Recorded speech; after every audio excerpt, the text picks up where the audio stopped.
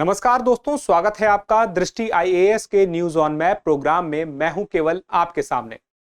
UPSC का exam जल्दी ही होने वाला है क्योंकि नोटिफिकेशन आ चुका है, यानी कि डेट तय हो चुका है 25 मई को। जल्दी इसलिए बोल रहा हूं क्योंकि आपने मन बहुत पहले ही बना लिया था कि यूपीएससी का एग्जाम देना है, और जब परीक्षा सामने आती है या आप बाद में भी परीक्षा देना चाहते हैं तो उसके लिए तैयारी तो पहले ही करनी होगी। और तैयारी पहले करनी होगी तो ये देखना होगा कि किन किन मुद्दों पर, किन किन विषयों पर सवाल पूछे जाते हैं, ना सिर्फ यूपीएससी में बल्कि पीसीएस में भी।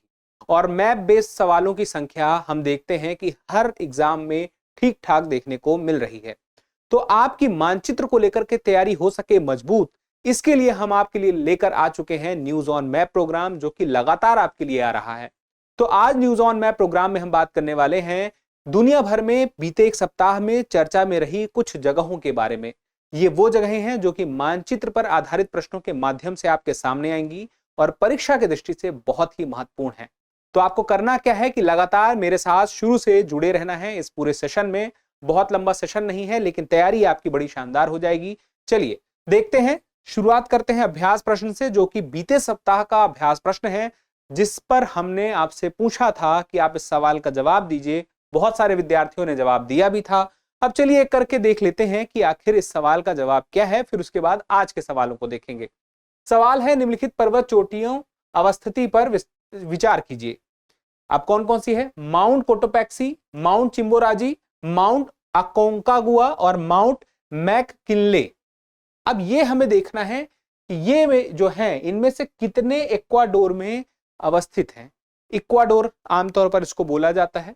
तो अब इसमें देखिए, केवल एक, केवल दो, केवल तीन या सभी चार, क्या है इसका सही जवाब? आइए एक एक करके मैप के माध्यम से समझते हैं। अब सबसे पहली बात हमें यह समझना होगा कि आखिर इक्वाडोर है कहां पे। तो आप देखेंगे तो ये इक्वाडोर जो है ये कौन सा महाद्वीप है? दक्षिण अमेरिका है। और दक्षिण अमेरिका में अगर हम थोड़ा उत्तर की तरफ जाएं, मध्य से उत्तर की ओर जाएं और इसके पश्चिम में जाएं, तो हमें यहां पे दिखाई देगा इक्वाडोर, ये जो अलग से गहरे रंग में आपके सामने है। ठीक है, अब ये इक्वाडोर हो गया। तो यहां पे कौन कौन से हैं आप ये देख लीजिए। यहां पे देखें तो माउंट कोटोपैक्सी है और एक माउंट चिंबोराजी है। ये मैं मेंशन कर रहा हूं जहां पे ये वो जगह है, आप देखें वहां पे तो वो इक्वाडोर की जगह है। तो माउंट कोटोपैक्सी, चिंबोराजी दोनों इक्वाडोर में मौजूद हैं। दो मिल गए हैं, अभी हमें दो और चाहिए। कोटोपैक्सी मिल गया, चिंबोराजी मिल गया, माउंट एकोंकागुआ और मैककिनले ये भी हमें चाहिए। देखें कहां है, इक्वाडोर में है या कहीं और है? तो दक्षिण अमेरिका में आपको इक्वाडोर में तो देखिए नहीं मिलेगा। कहां मिलेगा? आप एक काम कीजिए, यहां पे आइए नीचे, ये यहां पर है एकांकागुआ। अब एकांकागुआ कौन से देश में पड़ता है? तो उसके लिए पॉलिटिकल मैप पे आ जाइए। तो एकांकागुआ चिली में आपको मिल जाएगा। तो इसका मतलब क्या हुआ कि इसका मतलब यह है कि आप देखें कि दो ही आपको भी मिले हैं। एकांकागुआ तो इक्वाडोर में नहीं है, ये तय हो गया है। अब एक चीज और आपको देखनी है, वो ये देखना है चौथा वाला कहां पे है। चौथा वाला देखिए, मैककिनले। मैककिनले कहां है? मैककिनले तो आपके दक्षिण अमेरिका में ही नहीं मिलेगा, उसके लिए आपको उत्तर अमेरिका आना पड़ेगा, और उत्तर अमेरिका में उत्तर की तरफ आना पड़ेगा। उत्तर की तरफ में ये पॉलिटिकल मैप का क्षेत्र कौन से क्षेत्र का है? यूएसए का, अलास्का है।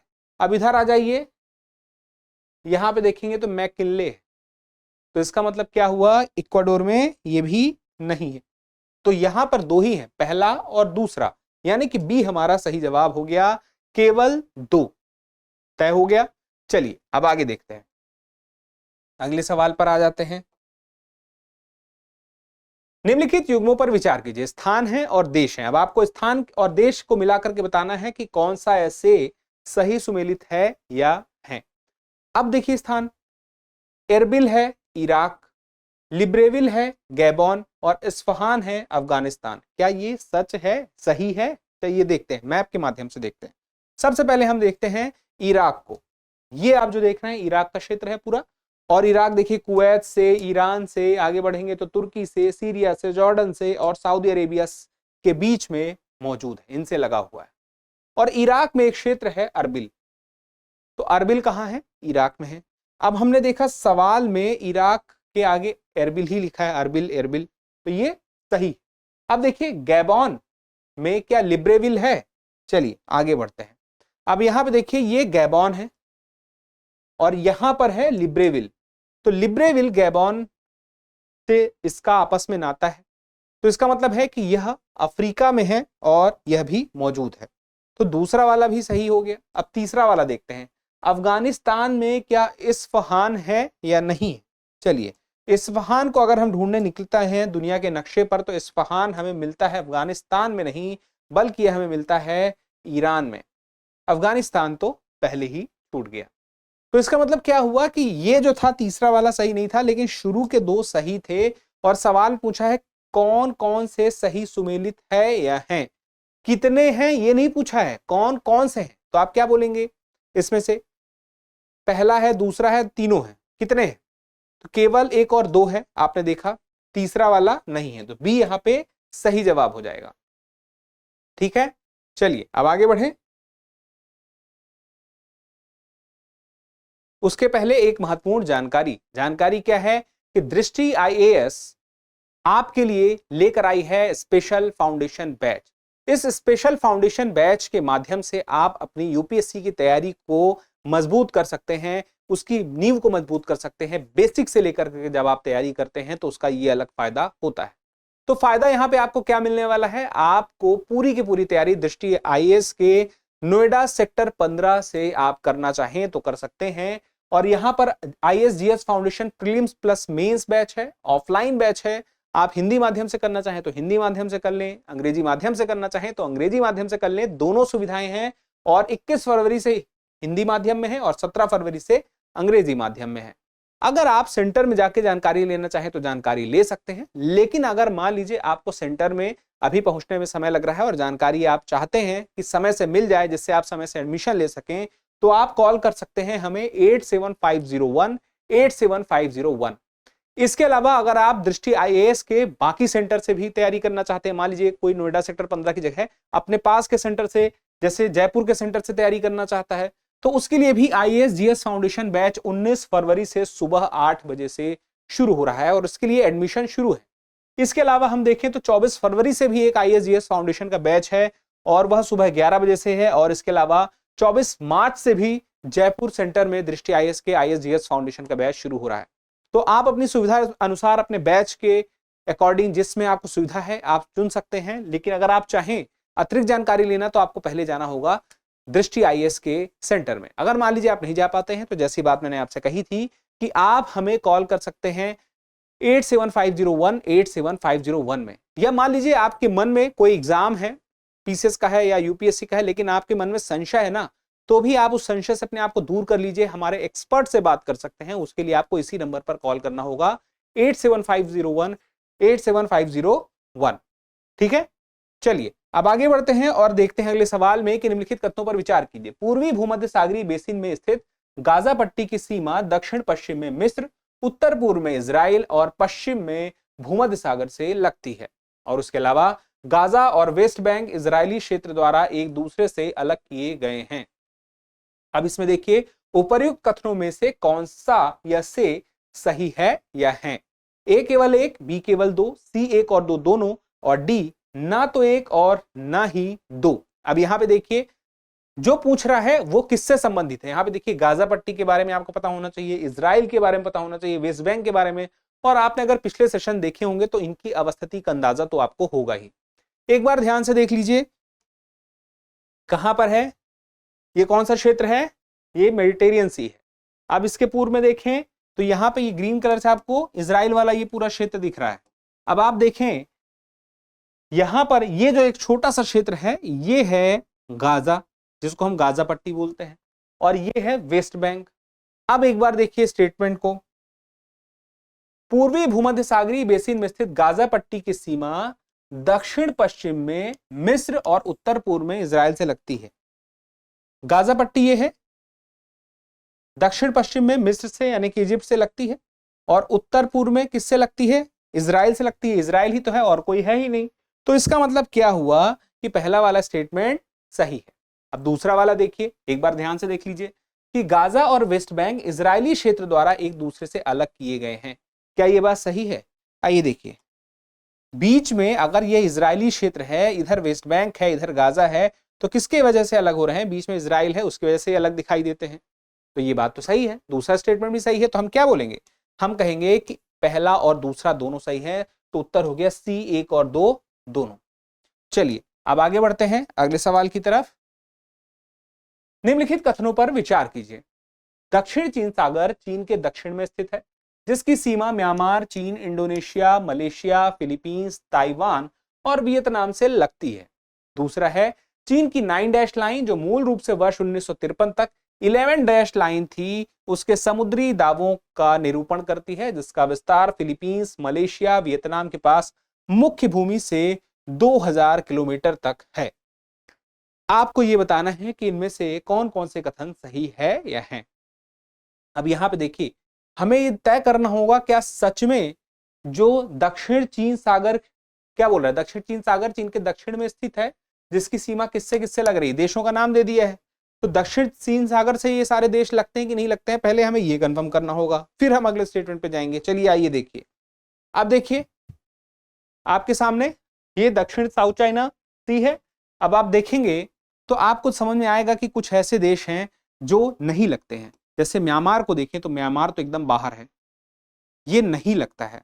बाकी देश अगर कुछ मात्र, जैसे मलेशिया आपको दिखाई देगा, वियतनाम दिखाई देगा, चाइना दिखाई देगा, ताइवान दिखाई देगा, फिलीपींस दिखाई देगा, इंडोनेशिया दिखाई देगा, लेकिन अगर एक देश भी नहीं लग रहा है तो यहां पे स्टेटमेंट भी गलत हो चुका है। म्यांमार का नाम आया, अब ये स्टेटमेंट हो गया गलत।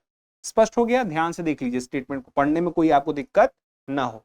अब उसके बाद देखिए दूसरा है कि चीन की 9 डैश लाइन, जो मूल रूप से 1953 तक 11 डैश लाइन थी, ये वो क्षेत्र है जहां पे चीन अपने अधिकारों को लेकर के ज्यादा मुखर है। पहले 1953 तक की स्थिति में 11 डैश लाइन के रूप में इसे हम जानते थे, तथ्यात्मक रूप से आज के डेट में 9 डैश लाइन के नाम से जानते हैं, और उसके समुद्री दावों को यह जाहिर करने के लिए उपयोग किया जाता है, और इसका विस्तार फिलीपींस, मलेशिया, वियतनाम के पास का जो शुद्ध क्षेत्र है मुख्य भूमि से 2000 किलोमीटर तक है। तो तथ्यात्मक रूप से यह जानकारी गलत नहीं है, ये सही है। और इसके बारे में 9 डैश लाइन के बारे में हमने पहले भी कई बार चर्चा की है, अगर आपने पिछले सेशन देखे होंगे तब तो आपको कोई डाउट नहीं होगा। हाँ, विस्तार से इस पे हम जरूर बात करेंगे। तो अभी आप देखें तो दोनों आपको दिखाई दे गए हैं कि पहला वाला तो मैंने आपको बता दिया कहां पे गड़बड़ हो गई, कि म्यांमार ही एक भी गलत हुआ तो पूरा स्टेटमेंट गलत। दूसरा तथ्यात्मक रूप से सही है, तो हम कहेंगे केवल 2 यहां पे सही जवाब है। चलिए अब उसके बाद आगे बढ़ जाते हैं और आगे बढ़ के देखते हैं लेबनान के संदर्भ में निम्नलिखित कथनों पर विचार कीजिए। इसकी समुद्री सीमा भूमध्य सागर से स्पर्श करती है और इसकी सीमा केवल इजराइल और सीरिया से स्पर्श करती है।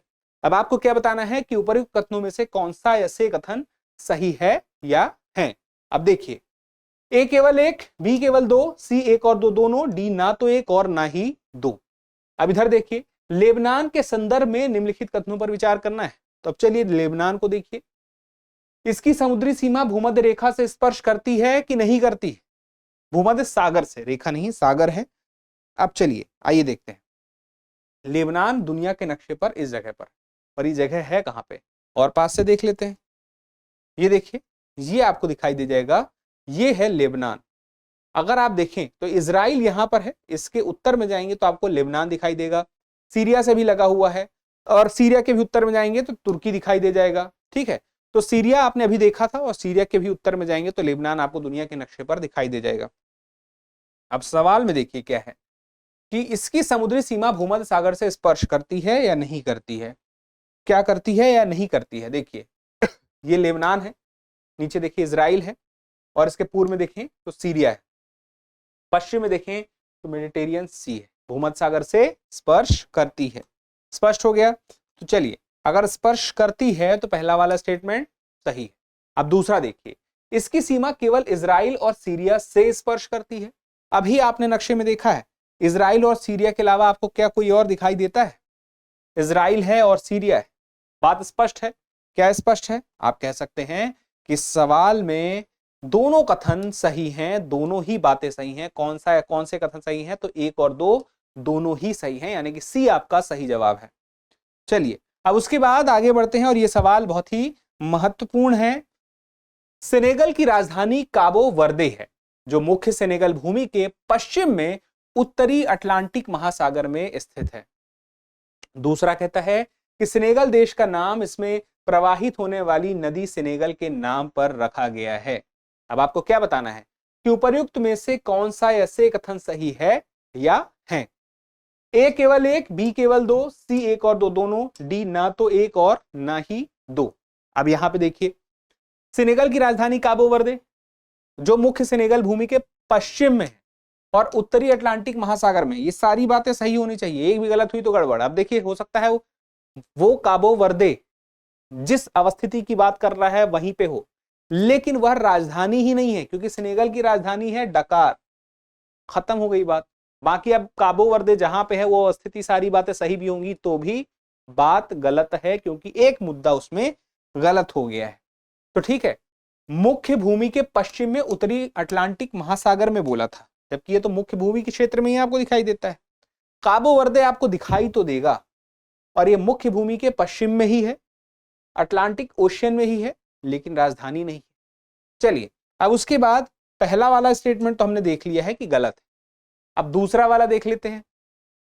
सेनेगल देश का नाम, इसमें प्रवाहित होने वाली नदी सेनेगल के नाम पर पड़ा है। क्या ये बात सही है? आइए देखिए, सेनेगल जो है यह क्षेत्र है। अब आप देखें, थोड़ा दूर से देखें इसको पहले। तो सेनेगल जो यह क्षेत्र है, आपने देखा कि सेनेगल को हमने एक तरफ से देखा तो अटलांटिक ओशन से लगा हुआ दिखाई देता है, ठीक है। लेकिन अब आप देखें तो एक सेनेगल नदी भी है, और यह सेनेगल नदी गिनी से शुरू हुई है। देखिए, गिनी से शुरू हुई, माली से होते हुए आगे जाती है, और मॉरिटानिया और सेनेगल, ये देखिए, ये है मॉरिटानिया और यह है सेनेगल, इसके बीच में यह सीमा बनाते हुए आगे बढ़ती है। और मजे की बात यह है कि अटलांटिक ओशियन पहुंचने के पहले बीच में ही यह रुक जाती है, ठीक है। तो चलिए, मतलब कि यह सीमा बना रही है, इसका संबंध सेनेगल से भी है, और मॉरिटानिया के बीच की सीमा तो ये तय ही करती है दोनों के बीच में। और नामकरण को लेकर के करें तो ये तथ्यात्मक रूप से जानकारी जो है आपको दिखाई देगा कि सही है, ठीक है। तो ऐसे में आप क्या बोल सकते हैं कि यहां पे आप कह सकते हैं केवल बी आपका सही जवाब हो गया। चलिए, अब आगे बढ़ते हैं। अगला सवाल है, निम्नलिखित में से कौन सा देश कोसोवो के साथ अपनी सीमा साझा नहीं करता है? पहला है सर्बिया, दूसरा है बुल्गारिया, तीसरा है अल्बानिया, चौथा है मॉन्टेनेग्रो, पांचवा है ग्रीस और छठवां है रोमानिया। नीचे दिए गए कूट का प्रयोग कर सही विकल्प चुनिए। ए है केवल 1 3 4 5, बी है केवल 1 2 6, सी है 2 3 6 और डी है 2 5 और 6। अब चलिए एक बार ध्यान से देख लीजिए।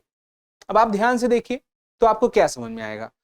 आपको सबसे पहले समझना पड़ेगा कि कोसोवा कहां पे है, फिर उसके बाद आप पड़ोसी के बारे में ध्यान से सुनेंगे, ठीक है। चलिए, आप कोसोवो को ढूंढते हैं।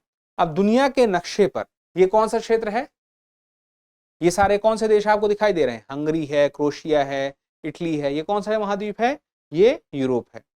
अब आप देखें, इसमें कोसोवो आपको कहां दिखाई देगा? ये ग्रीन कलर से आप क्षेत्र देख रहे हैं, ये कोसोवो का है। अब कोसोवो, चलिए हटा देता हूं ना, आइडिया लग गया कि एग्जैक्टली कोसोवो कहां है, यहाँ पे है। अब उसके बाद देखिए स्टेटमेंट में, Serbia, Bulgaria, Albania, Montenegro, Greece और रोमानिया, 6 देश हैं। अब देखते हैं कोसोवो के पड़ोसी कौन कौन से हैं। देखिए, ये जो है सर्बिया है, ये एक सीमा बनाता है। अब सर्बिया के साथ तो सीमा बनाता है, आगे देखें तो यहां पे आप देखेंगे तो ये मोंटेनिग्रो के साथ भी थोड़ा सा बनाता है, थोड़ा सा, बहुत थोड़ा सा, बहुत हल्का सा मोंटेनिग्रो के साथ बनाता है। उसके अलावा एक और देश है, सर्बिया, मोंटेनेग्रो और इसके अलावा एक लास्ट जो बचता है वह है अल्बानिया। ये वाला जो येलो कलर में आप हल्का सा देख रहे होंगे, ये है अल्बानिया।